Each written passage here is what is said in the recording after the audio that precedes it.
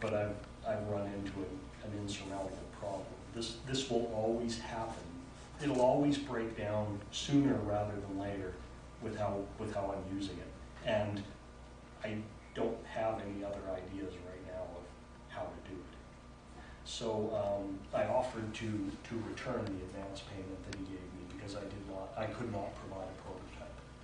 But he decided, or instead I offered to write up a technical report where I write up, here's all the things I tried, here's what I did, here's why it didn't work, here's why I judged it insurmountable.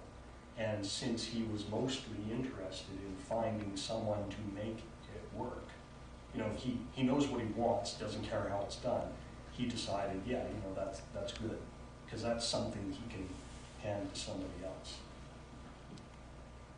But what it comes down to is, yeah, it's a tough call. You know, whether to keep banging your head against something or deciding when to throw in the towel, it's a tough call. There's a bit of professional pride in there too, right? I mean, you don't want to, but when it comes down to it, I mean, you have to know what your customer wants, you have to know what you're capable of, and it's going to happen. I have a question. What's your training? How did you figure out how to do all this stuff? Was it just your hobby? And what's your training? Oh, he joined ENTS. I went to school at NATE for their computer engineering technology program. I managed to finish it. I was always the type of person who struggled through school. My parents described it as me having trouble applying myself to something I didn't see the benefit of. And I suppose that schooling is a little too long view for me to really focus on properly. Anyway, by far my favorite, it was the first time I did any kind of electronics work, period. And I loved it. It's like high-tech Legos.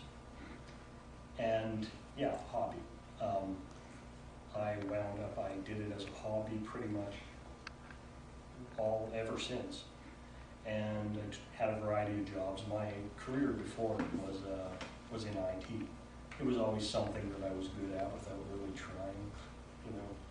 And I eventually reached the point, I'm almost 40 years old, and I eventually reached the point where, you know, how I make my living has no bearing on my sense of fulfillment, what I like to do, and I always wanted to just work on the sort of stuff that made me happy, but I could never really quite get a handle on how to turn it into a living.